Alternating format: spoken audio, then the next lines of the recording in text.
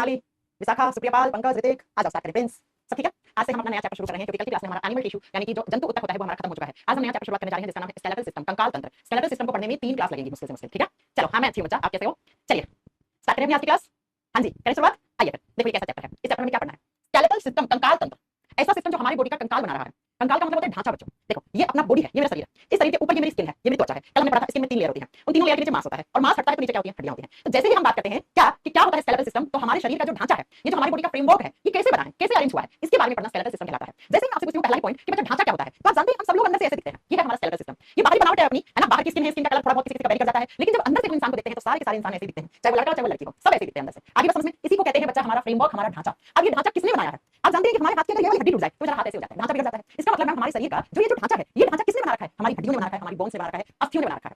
तो और आपने सुना भी होगा जब इंसान मर जाता है उसके बाद हमारे हिंदू समाज में रीति रिवाजों के हिसाब से अस्थि विसर्जन किया जाता है ना? गंगा नदी में जाते हैं अस्थियों को बहाने के लिए। तो प्यारे बच्चों, अस्थियों में क्या होता है? इंसान जल गया, इंसान की स्किन, इंसान की बाहरी काया, सुंदरता सब ढल गई। अब हड्डियां बची। हड्डियां और दांत बहुत स्ट्रांग होते हैं, कठोर होते हैं, रिजिड होते हैं। तो थोड़ा बहुत दांत का टुकड़ा जो जला नहीं होता है, कोई हड्डी का टुकड़ा नहीं जला होता है, हड्डियों का चूर्ण मिल जाता है, उसको उठाते हैं हम राख के साथ और हम अस्थि विसर्जन करके आ जाते हैं। यही होता है ना? तो बच्चों स्केलेटल सिस्टम क्या होता है, कंकाल तंत्र क्या होता है? एक ऐसा सिस्टम जो हमारी बॉडी का फ्रेमवर्क बना के रखा है, ढांचा बना के रखा है, उसी सिस्टम को पढ़ना स्केलेटल सिस्टम कहलाता है। तो सबसे पहले आपको लिखना है स्केलेटल सिस्टम की डेफिनेशन क्या होती है, इसकी परिभाषा क्या होती है। तो बच्चा अरेंजमेंट्स ऑफ बोन्स लिखिए, arrangements of bones in human body is known as skeletal system. मनुष्य के शरीर में arrangements of bones in human body is known as skeletal system. S लिखा है, एस का मतलब स्केलेटल सिस्टम। मनुष्य के शरीर में हड्डियों के व्यवस्थित क्रम को कंकाल तंत्र कहा जाता है। मनुष्य के शरीर में हड्डियों के, हड्डी लिखो या अस्थि लिखो, ठीक है? हड्डियों को अस्थियां भी बोलते हैं। हड्डियों के ये जो अरेंजमेंट है कि कौन सी हड्डी कहां पर है, उसके बारे में पढ़ना, इस व्यवस्थित क्रम को पढ़ना कंकाल तंत्र कहलाता है। व्यवस्थित क्रम को कंकाल तंत्र कहा जाता है। कितनी हड्डी होती है, कहां होती है, कान में कितनी है, नाक में कितनी होती है, फेस पे कितनी होती है, गले में कितनी होती है, ये सारा पढ़ना, किस तरीके से अरेंज है हमारी बॉडी में हड्डियां, इसको पढ़ना ही स्केलेटल सिस्टम कहलाता है। तो हम इस चैप्टर में क्या पढ़ने जा रहे हैं? ये जो बोन्स है, ये जो हड्डियां हैं, इनका अरेंजमेंट कैसे है हमारी बॉडी में, कौन सी लंबी हड्डी है, कौन सी मोटी हड्डी है, कौन सी मूवेबल बोन है, हाथ में कितनी है, मुंह में कितनी होती है, ये सारा पढ़ना क्या कहलाता है बेटा? इसे स्केलेटल सिस्टम कहते हैं, कंकाल तंत्र कहते हैं। तो वो शरीर का ढांचा,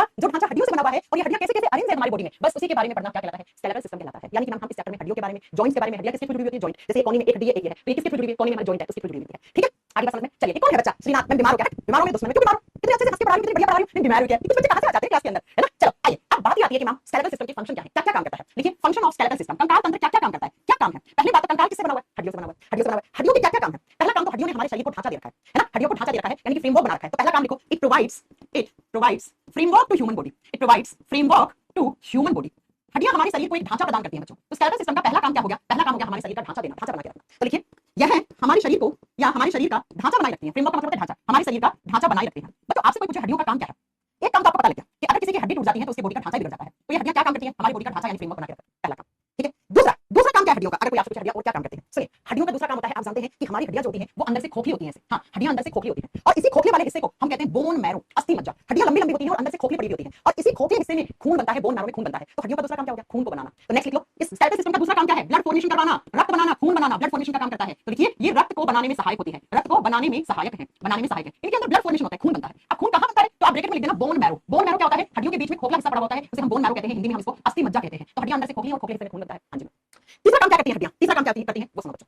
हड्डियां अंदर से खोखली है, जगह पड़ी है खाली, तो यहाँ पे बहुत सारे सॉल्ट, मिनरल्स, आयंस स्टोर होते हैं बेटा। इस हड्डी के पास जगह देखो, इस हिस्से पे कोई मिनरल, कोई खनिज तत्व स्टोर हो रहा होगा, कोई यहाँ हो रहा होगा, कोई यहाँ हो रहा होगा। तो नेक्स्ट लिखो, स्टोरेशन of minerals and ions. स्टोरेशन of minerals and ions, ions लिख दो और एक और लिख दो, कभी कभी एग्जाम में आ जाता है तो आपको याद होना चाहिए क्या? सॉल्ट। जब भी हमारी बॉडी के अंदर कोई सॉल्ट ज्यादा होता है, कोई लवण, कोई आयन, कोई खनिज तत्व, तो हड्डियों के पास जगह होती है, वो यहाँ पे स्टोर हो सकते हैं। तो लिखो, हड्डियों के अंदर खनिज तत्व कॉमा लगा के लिखना, आयन और लवण या लवणों का भंडारण होता है, स्टोर होते हैं बेटा, जगह होती है हड्डियों के पास। सॉल्ट वगैरह ज्यादा होता है हमारी बॉडी में तो स्टोर कर सकती है, हाँ जी।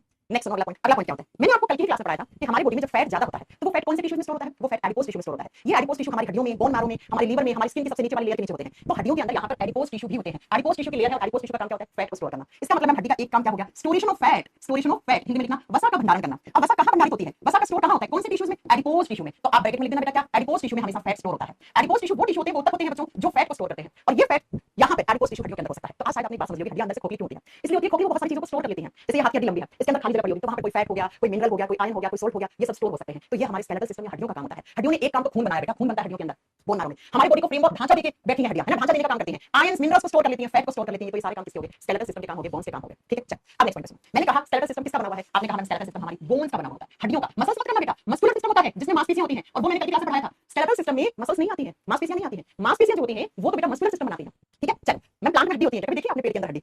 चलो सुनो, बोन्स के बारे में बात करते हैं, हड्डियों के बारे में। तो कल की क्लास में हमने एक चीज पढ़ी थी, हड्डियां टिश्यू होती हैं। अब सभी लोग मुझे कमेंट करके ये बताओ, हड्डियां कौन से टिश्यू होते हैं? फटाक से बताओ। बोन्स हमारे शरीर के हार्डेस्ट टिश्यू होते हैं। These are hardest tissue of human body. मनुष्य के शरीर के सबसे कठोर ऊतक पूछे तो हड्डियों से ज्यादा कठोर कौन से ऊतक होंगे? तो ये सबसे कठोर ऊतक होते हैं। और कल की क्लास में मैंने बहुत अच्छे से पढ़ाया था हड्डियां कौन से, अरे आमिर बेटा, आमिर खान, आप खुद से भी नोट्स बना सकते हो, ठीक है। बता, बोन्स जो होती है वो कौन से टिश्यू होते हैं, कल की क्लास में पढ़ाया था, बोन्स आर कनेक्टिव टिश्यू। हड्डियां कौन से टिश्यू की कैटेगरी में आती है, हड्डियां संयोजी उत्तक होती है बेटा, कनेक्टिव टिश्यू होती है। किसी को कोई प्रॉब्लम नहीं है, नहीं है मैम। आप बताओ हड्डियों को टिश्यू क्यों बोला हमने, क्योंकि बच्चा हड्डी टिश्यू क्या होता है, कोई भी ऐसी स्ट्रक्चर जो बहुत सारे सेल्स के ग्रुप से बना हुआ है उसी को आप क्या कहते हो, उसी को आप टिश्यू कहते हो। तो हमारी हड्डियों में 3 टाइप की सेल्स होती हैं। There are 3 types of cells are present in human bone. कौन कौन सी पढ़ाई थी मैंने, पहली पढ़ाई थी ऑस्टियोसाइट्स। ऑस्टियो शब्द का मतलब हमेशा बोन होता है, ठीक है। ऑस्टियोसाइट सेल्स, पहली सेल्स लिखो ऑस्टियोसाइट, ऑस्टियोसाइट्स। ऑस्टियो शब्द का मतलब हमेशा बोन होता है, साइट का मतलब सेल। दूसरी सेल करवाई थी मैंने ऑस्टियोक्लास्ट सेल, अगर आपको याद है तो क्लास्ट सी। और तीसरी करवाई थी ऑस्टियोब्लास्ट, हिंदी में सेम नाम है। ये तीनों सेल्स मिलकर हमारी बोन्स बनाती है, हमारी हड्डियां बनाती है। हड्डियां बनाती भी है, और अगर हड्डियां टूट जाती है किसी भी कारणवश तो उस हड्डी को वापस से रिपेयर करने का काम भी यही करती है। तो आप खुद सोचिए, जब हड्डियों में बहुत सारी सेल्स हैं, बहुत सारी सेल्स के ग्रुप को आप क्या बोलते हो, टिश्यू, तो बोन्स क्या हो गया, टिश्यू हो गया। अब एग्जाम में आता है हड्डियों में कौन कौन सी सेल्स होती है, ऑस्टियोसाइट, साइट साइट शब्द का मतलब सेल होता है, ऑस्टियोक्लास्ट, ऑस्टियोब्लास्ट, ठीक है। हां जी मैम, ठीक है। चलो अगले पॉइंट पे सुनो। ये जो हड्डियां होती हैं ना बच्चा, सबसे पहला हड्डियों के बारे में जब आप स्टडी करते हो तो कौन सी ब्रांच कहलाती है, to study about bones is known as osteology. Osteology biology की वो ब्रांच होती है जिस ब्रांच के अंदर आप हड्डियों के बारे में पढ़ते हो, डिटेल में सारी बोन्स के बारे में पढ़ना, एक एक हड्डी को पकड़ के डिटेल में पढ़ना ऑस्टियोलॉजी कहलाता है। एक होता है बच्चा ऑर्थोलॉजी। सुनो, मैं ऑर्थोलॉजिस्ट के पास जा रहा हूं बच्चों। जब भी कभी हमारी हड्डियों के अंदर कोई बीमारी होती है, disease in bone, disease in bone, अगर हड्डी के अंदर कोई बीमारी हो गई है तो बच्चा उस ब्रांच को ऑर्थोलॉजी ब्रांच कहा जाता है। तो देखो, हड्डियों की बीमारियों के बारे में अध्ययन करना, हड्डियों की बीमारियों के बारे में अध्ययन करना, बीमारियों के बारे में पढ़ रहे हो तो वो कौन सी ब्रांच होती है, वो ऑर्थोलॉजी होती है। इसीलिए बच्चों, अगर आपकी कभी भी कोई हड्डी मुड़ गई, टूट गई, पतली हो गई है ना, मोटी हो गई, तो आप जिन डॉक्टर के पास आते हैं उन डॉक्टर्स को ऑर्थोलॉजिस्ट कहते हैं। जो हड्डियों के स्पेशलिस्ट डॉक्टर होते हैं ना उनको ऑर्थोलॉजिस्ट कहते हैं। क्यों, क्योंकि बेटा वो उस ब्रांच में पढ़ाई कर रहे होते हैं जिस ब्रांच में आप बोन्स की बीमारियों के बारे में पढ़ते हैं। तो हड्डियों के बारे में स्टडी करना ऑस्टियोलॉजी, हड्डियों के अंदर कोई बीमारी होगी उसके बारे में स्टडी करना ऑर्थोलॉजी। और जो डॉक्टर्स होंगे हड्डियों की बीमारियों के, उनको हम ऑर्थोलॉजिस्ट कहते हैं। अगला पॉइंट, बात आती है मैम हड्डियां कितनी होती हैं। बच्चों याद रखना, एक अडल्ट मेल या फीमेल में 206 हड्डी होती है, 206 206 हड्डियां होती हैं। और आपको मैं ये 206 हड्डियां इतने आसान भाषा में पढ़ा के याद करवा दूंगी ना, आपको मैं मजा आ गया। एक एक हड्डी गिना गिना के सारी याद करवा दूंगी आपको। लेकिन बच्चों, जो छोटा बच्चा होता है, कोई इन्फेंट होता है, इन्फेंट का मतलब समझ रहे हो, शिशु होता है, छोटा बच्चा होता है, उसके अंदर मोर देन 300 बोन्स होती हैं, 300 से ज्यादा हड्डियां होती हैं। हमेशा जब भी आपसे पूछे छोटे बच्चे में कितनी हड्डियां होती हैं, आपको ये नहीं कहना 301 302 कितनी भी हो सकती है, आपको ऑप्शन करना मोर देन 300, 300 से अधिक। अब मैम बाकी की हड्डियां कहां चली जाती हैं, छोटे बच्चे में छोटी छोटी हड्डियां होती हैं, जैसे बच्चा बड़ा होता है तो उसकी छोटी छोटी हड्डियां होती हैं वो आपस में जुड़ जाती हैं और लंबी हड्डियां बना लेती हैं, आपस में फ्यूज हो जाती है। फ्यूजन का मतलब होता है संलयन होना, जुड़ना। तो छोटी छोटी हड्डियां आपस में जुड़कर जब वो बच्चा 18 साल का होता है तो उसमें कितनी हो जाती है, 206 हड्डियां ही बचती हैं। छोटे बच्चे की हड्डियां बहुत मुलायम होती है, कमजोर होती है, उसमें 300 से ज्यादा हड्डी होती है। लेकिन जैसे जैसे बच्चा बड़ा होगा उसकी छोटी छोटी हड्डियां आपस में मिलकर लंबी हड्डियां बना लेंगी और वो लास्ट में आके 206 बचती हैं, 206 बचती हैं। अब बात आती है कि मैम ये बोन्स किसकी बनी हुई होती है, हड्डियां बनी किसकी होती हैं, कोई मुझे बता सकता है। हड्डियां बनी हुई होती हैं बच्चों 4 चीजों से, ध्यान से समझना। हड्डियों के अंदर होते हैं कैल्शियम और फास्फोरस के सॉल्ट। हड्डियों के अंदर होता है कैल्शियम और फास्फोरस के सॉल्ट होते हैं बेटा, फास्फोरस सॉल्ट होते हैं। जैसे पहला सॉल्ट है कैल्शियम कार्बोनेट। हड्डियां किसकी बनी होती है, calcium carbonate plus calcium phosphate. हड्डियां बनी होती है कैल्शियम कार्बोनेट और कैल्शियम फॉस्फेट। और फॉस्फेट किसका सॉल्ट है, फास्फोरस का। कैल्शियम कार्बोनेट किसका है, कैल्शियम का। तो हमारी हड्डियों में कैल्शियम और फास्फोरस के लवण पाए जाते हैं, जैसे कि कैल्शियम कार्बोनेट, जैसे कि कैल्शियम फॉस्फेट। प्लस हड्डियों में एक प्रोटीन पाया जाता है जिस प्रोटीन का नाम होता है ओसीन प्रोटीन। लिख लेना, हमारी हड्डियों में एक प्रोटीन होता है जिसका नाम होता है ओसीन प्रोटीन। ओसीन के आगे प्रोटीन लिख दो बच्चों, ठीक है। और साथ में एक प्रोटीन और भी होता है हमारी बोन्स में जिसको बोलते हैं कोलेजिन प्रोटीन। कौन सा प्रोटीन बेटा, कोलेजिन प्रोटीन लिख दोगे, हां जी मैम। तो हमारी हड्डियों के लिए बनने के लिए क्या क्या चाहिए, कोलेजिन प्रोटीन चाहिए, ओसीन प्रोटीन चाहिए, कैल्शियम कार्बोनेट चाहिए और कैल्शियम फॉस्फेट चाहिए। ये हड्डियां इतनी मजबूत और इतनी कठोर कैसे बनती हैं, ठीक है। ये हड्डियां इतनी मजबूत और कठोर किसकी वजह से होती हैं, कैल्शियम कार्बोनेट और कैल्शियम फॉस्फेट की वजह से होती है बच्चों।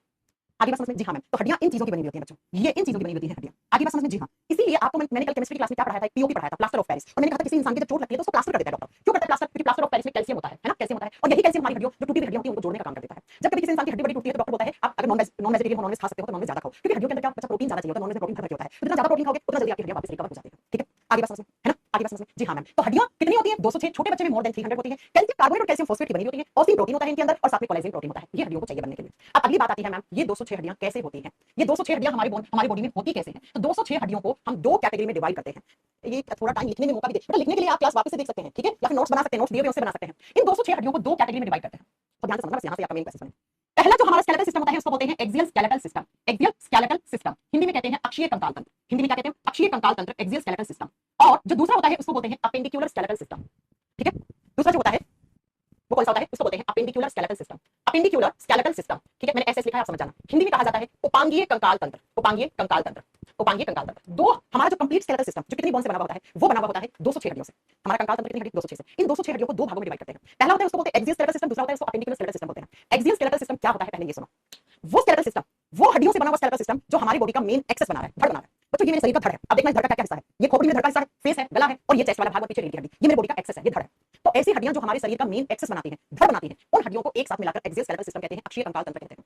अपेंडिकुलर स्केलेटल सिस्टम क्या होता है, इसका अपेंडिकुलर शब्द का मतलब होता है लिम्ब बोन्स। लिम्ब का मतलब होता है हाथ पांव की हड्डियां। ये धड़ होगी, ये हाथ हो गए, ये पांव हो गए। तो हाथ और पांव की हड्डियां मिलकर कौन सा स्केलेटल सिस्टम बनाती है, अपेंडिकुलर स्केलेटल सिस्टम बनाती है। तो सबसे पहला क्वेश्चन जो एग्जाम में पूछता है वो पूछता है एक्सियल स्केलेटल सिस्टम में कितनी बोन्स आती हैं। तो एक्सियल स्केलेटल सिस्टम 80 हड्डियों से मिलकर बना होता है, ये 80 बोन से मिलकर बना होता है, ठीक है। अपेंडिकुलर स्केलेटल सिस्टम में कितनी होती है, अपेंडिकुलर स्केलेटल सिस्टम में आती है 126 बोन्स। तो टोटल कितनी हो गई है, टोटल हो गई है